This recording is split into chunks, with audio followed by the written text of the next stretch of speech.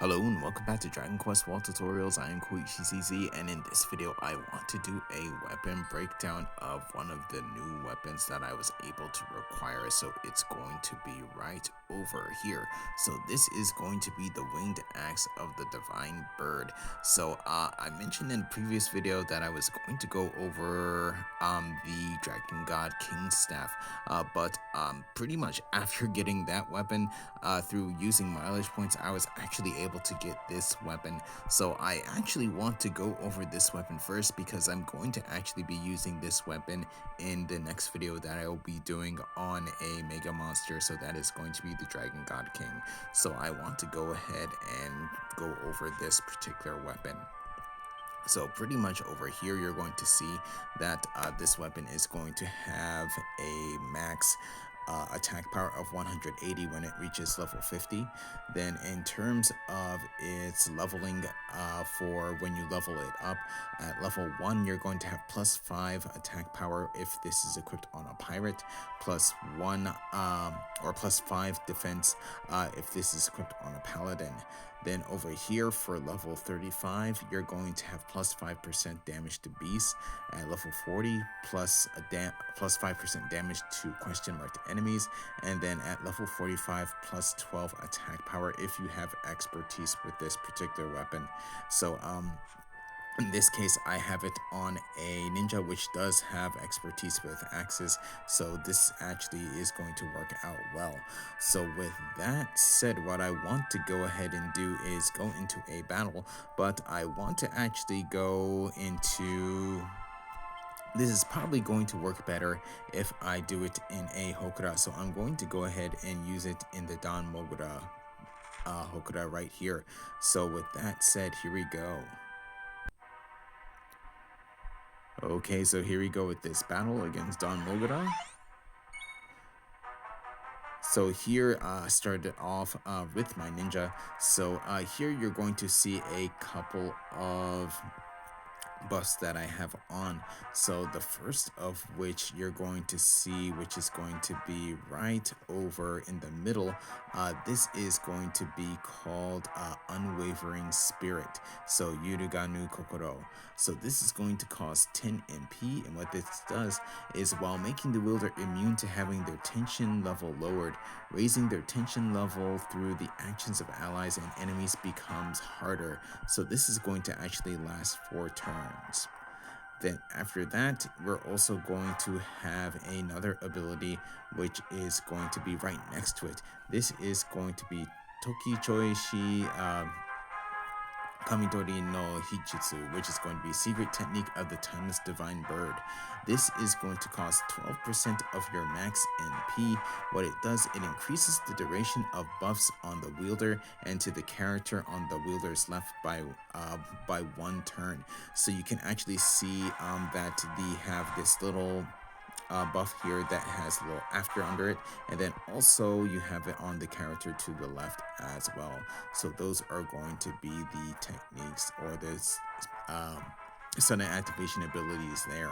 But now I actually want to go over some of its abilities. So here going to start off, the first one I'll actually go over is going to be this one right here. This is going to be Jiku Kansho, which is going to be space-time interference. This is going to cost 15% of your max MP. So what it does, it increases the duration of buffs to the wielder and to the characters on either side of the wielder by 1 turn. This can only be used twice per battle, going to look like this.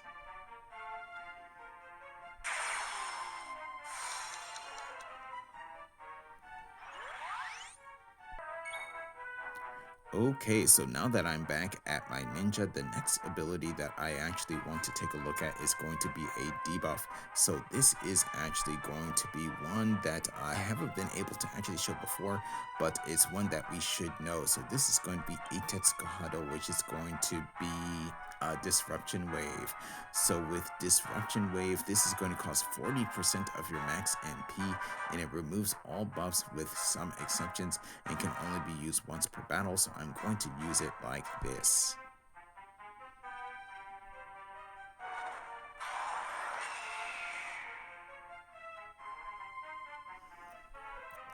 So in this case, all the characters here, or the enemies here, they have had the defense buffs removed.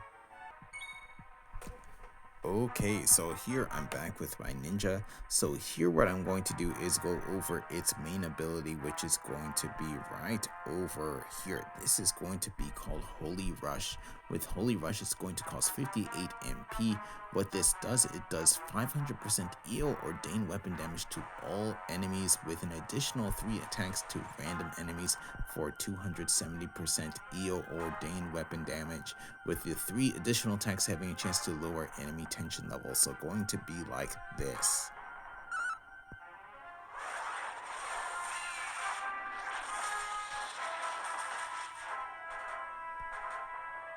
So you saw there, the enemy on the left had their tension level lowered.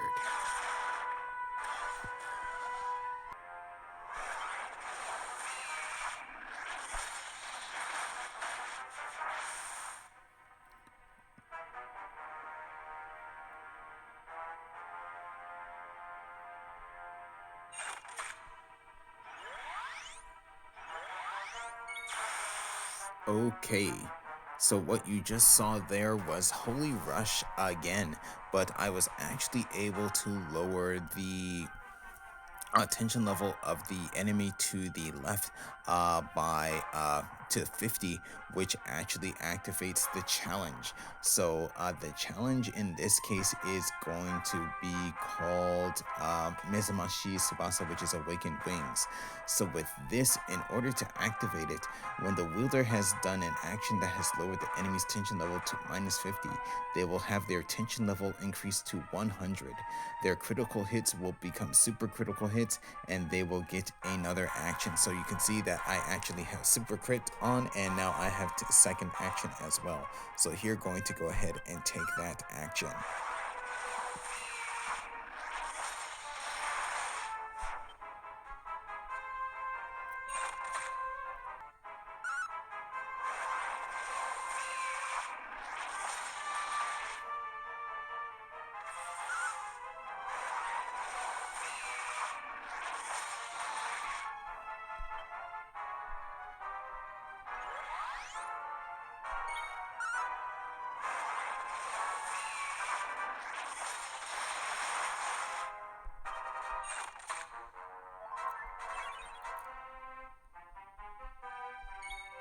And you saw right there, I actually was able to take 3 actions for this particular turn. So mainly I was actually able to do the regular action, which lowered the tension level of Don Mugura down to 100, so that gave me an extra action. So then I took that action. Then after that, I was actually able to get a clone technique, which gives me 3 actions in a row. So that actually is quite good, especially if you have this on a ninja.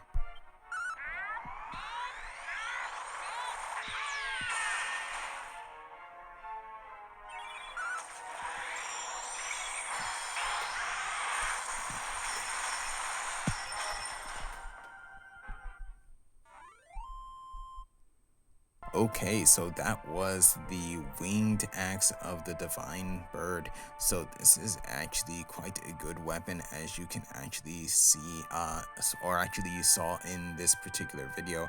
So it can actually be quite good, especially you saw this on a ninja, which I was actually able to take up to 3 turns. So I want to actually go and give it a score. So in terms of sudden activation and challenges, I would say that while maybe the challenges not the challenges, but the sudden activation abilities, they actually give you, they're useful. Unwavering Spirit decreases the chances of the wielder, being able to increase their tension through the actions of others, but that actually doesn't matter too much, especially if you incorporate the challenge with this. If you're able to lower the enemy's tension level to -50, you automatically go to 100. So that's actually kind of counterbalances that particular ability. but also with that ability, you don't lose your tension level as well. So that's actually quite good. So that's actually going to get a 5 in this case. So you did see that with the clone technique as well, I was actually able to get 3 actions with this particular character. In terms of field battles, so I didn't do this in a field battle. I did this in a Hokura battle that was intentional because you can actually see this work better in a boss type battle rather than a field battle. So while Holy Rush is an ability that can attack all enemies, it's the only attacking ability of this particular weapon, so it would be best fit not in terms of a field battle, in my opinion. In terms of metal enemies, this gets a 1, of course, because it has no attacks that deal damage to metal type enemies, so we can't really judge it there. But in terms of boss battles, this is going to get a 5. So this is a very good weapon when you're going up against a single boss or a boss or the Hokura that you just saw there. So especially when you saw this on a ninja, I was actually able to do some really good, pretty decent damage, but also incorporating the abilities of the ninja with shadow weaves, and then also with the ability right at the beginning able to get minus 50 with the attacks for tension level right with the first attack. That actually worked out quite well. So definitely this is going to be very good in a boss battle. So I haven't shown it yet, but in terms of this team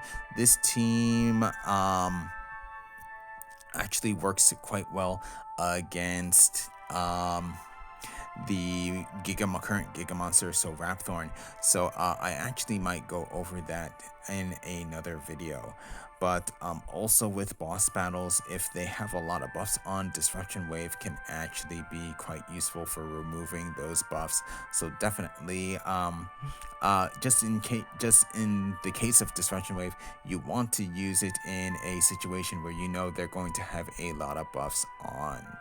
So in terms of future use for this ability to lower enemy tension levels, this weapon definitely has a future in the boss battles. And then pretty much this is the only weapon that I have that has Disruption Wave on it, so this is going to make certain battles much smoother. So definitely this is going to be something that I will be using in the future. So the total score that I have for this is going to be a 18. So while this weapon is not very useful, I think in field battles, it shines in boss battles, so which is going to be very effective for lowering tension levels and can remove enemy buffs with Disruption Wave. So this is going to be a very good weapon, especially if you're going to be fighting mega monsters with that can actually increase their tension levels quite high, but with this you can actually lower them. So definitely if you have this weapon, yeah, definitely you want to use it in a mega monster battle or any boss battle. So with that said, I'm going to go ahead and end this video here, but for my next video, I want to actually showcase this particular weapon with this actual particular team in a video against the latest Mega Monster, which is going to be the Dragon God King, so please stay tuned for that. But with that said, I'm going to go ahead and end this video here, so thank you for watching. If you enjoyed the video, please leave a like. If you would like to see more, please subscribe, and I'll see you in the next video.